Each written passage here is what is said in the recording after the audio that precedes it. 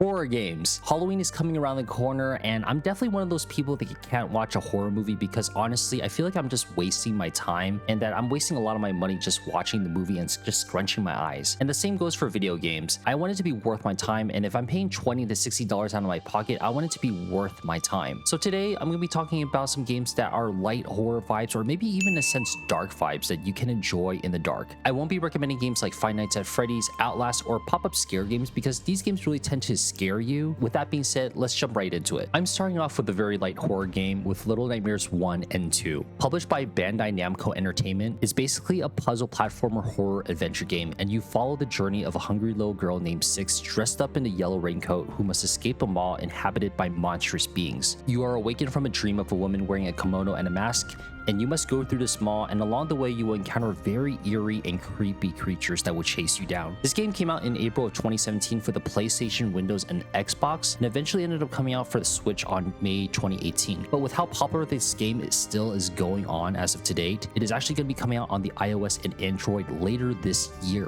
When we were streaming back in 2020, this was actually the first, in a sense, horror game that I played for Halloween, and I thoroughly enjoyed it. The second game is just as much fun as the first, except you play as Mono with a bag over their head, as you and Six from the first game try to survive the horrors of Pale City and discover the dark secrets that await. Same concept with the 2.5D platform puzzles as you make your stealthy moves to hide in surrounding environments from a variety of creepy enemies. Little Nightmares 1 and 2 are both available for every platform besides the iOS and Android, but the first one is anticipated to come out on December 12th of this year on phone platforms. Next, we have the 2D Metroidvania game Hollow Knight. This game is not scary by any means, but there is this light horror and dark feel to this game. Created by independent developer Team Cherry, you play as a knight who explores Hollowness, a fallen kingdom plagued with supernatural diseases known as the Infection. Along the way, you'll be unlocking new abilities as you explore new locations, kind of like Zelda, and you'll be learning a lot of lore and depth within the story as you proceed through the game. The game also hooked it up hard as you get to play with 4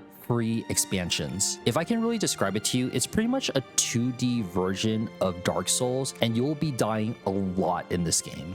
But once you finish a boss and you recognize the patterns, you honestly will feel so fulfilled that you'll want to keep going. We're expected to get a sequel with Silksong by early next year, but there has been multiple delays with this game. We hope that whatever Team Cherry is doing is making all the necessary changes in order for us to have a clean, polished game. You can get Hollow Knight on PC, Mac, Switch, PlayStation, and Xbox. Developed by Play Dead Studios comes Limbo. It's a puzzle platform video game and even published by Microsoft Game Studios for the 360. This game has been going on for years. I remember visually being in awe of this game with a simplistic yet really satisfying environment when I downloaded it for the Xbox 360. And it was the 3rd highest selling video game in the Xbox Live Arcade. Unlike Little Nightmares 2.5D platform, it's a 2D puzzle platformer that incorporates a lot of physics and usage of environmental objects. As the player, you guide a boy through dangerous environments and traps. The game is presented in black and white, utilizing a lot of limited lighting with that film grain effect along with the ambient sounds to really give it that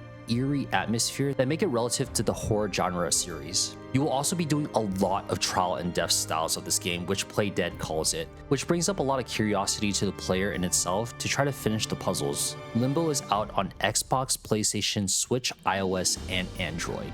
Along with Limbo comes Inside, made by Play Dead Studios. This one is quite similar to Limbo, but it utilizes a 2.5D effect. As opposed to the black and white, the game is very dark and the color is only used very sparingly to highlight you and the environment. The game has barely any noise aside the boy's vocals, musical cues, sound effects, and really just a limited amount of sound in this game. Again, this game requires a lot of trial and error, but utilizing your surroundings and thinking critically will help you so much along the way. Inside is also available on all platforms that were mentioned previously as well. I'm going to put these together, but I'm going to go with The Forest and Sons of the Forest. The Forest is a survival horror game developed and published by N Night Games, as you play as Eric LeBlanc, who basically needs to fight off monsters while searching for his son Timmy after their plane crash. This game is open world and plays as a first-person perspective. These monsters get especially crazier during the night. The unique thing about this game is that there are these cannibalistic tribes and they don't actually necessarily attack you,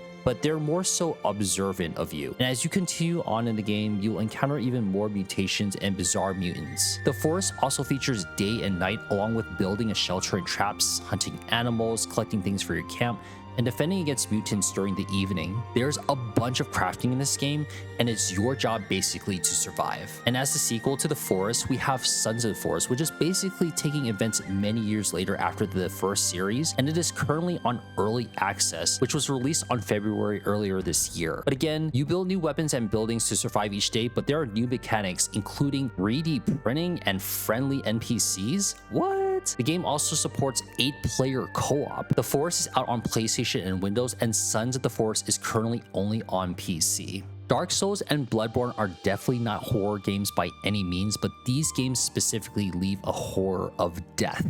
I mean, I don't really need to explain myself with Dark Souls and Bloodborne, as Souls-like games are pretty much now even a genre now. From Software has developed massive and amazing games, especially with how difficult and how technical these games are. If you are living under a shell though, Dark Souls is a third-person perspective game, and it takes place with a dark medieval fantasy setting where you fight knights, dragons, demons, and all sort of crazy entities. And when you die, which you will die a ton, you lose your souls you collect from these entities, and you must retrieve it back from where you last died. These souls are critically important because they are the crux of what you need in order for you to upgrade your character in all aspects. Bloodborne is in the same aspect of Dark Souls, but you play as a hunter through this gothic Victorian era inspired city whose inhabitants are inflicted by a bloodborne disease which transforms residents into horrific beasts. Your goal is to find the source of the plague while uncovering the city's mysteries. You can get the Dark Souls series on PlayStation, Xbox, PC, and Switch, but 2 and 3 is all on those platforms asides the Switch. Bloodborne is specifically on the PlayStation. And finally, Death's Door. Again, really not a crazy horror game, but it has a lot of dark feelings to it. The game developed by Acid Nerve, which was actually made by only 2 people, by David Fenn and Mark Foster, came out on July 2021 on the Xbox, and eventually made its way to the Switch and PlayStation later that year. The inspiration was a mixture of Zelda, Dark Souls, and even Studio Ghibli, but it's a single-player 3D isometric adventure game where you take on a small crow who works as a reaper, collecting souls for a commission's headquarters. So I mean, it's kind of like Dark Souls, but you're working for a corporation. Your whole goal is to basically open the Death's Door, and in order for you to do that, you need to make your way through 3 dungeons and collect 3 giant souls to open it. You'll be utilizing weapons, projectiles, magics, and a bunch of dodging through all these areas. And the game again gives me some Zelda vibes while you collect new items and abilities to help you through these new areas to explore levels and puzzle solve through these tools you acquired. You also use souls as your currency, similar to Dark Souls, where you can collect them from killing enemies and secret pickups while you upgrade your abilities. Death's Door is out on PlayStation, Xbox, Switch, and Windows. What horror or dark games do you enjoy playing that's not too scary? I'm sure I've missed some games, so if I did, comment down below on what games that you enjoy playing that's kind of on a light horror genre. My personal favorites are Death's Door and Hollow Knight. These are really more my jam, as I don't really want to scare myself too much, especially if I want to play during a nice long weekend. If you like videos like this, do me a solid and hit that like and subscribe button down below. And if you like videos like this, here's a video of me talking about some games I'm looking forward to in the month of September, which is pretty much this month. And here's one of Jen talking about some cozy games she is looking forward to. My name is Jer, and I hope you have a great rest of your day or night. Happy Halloween!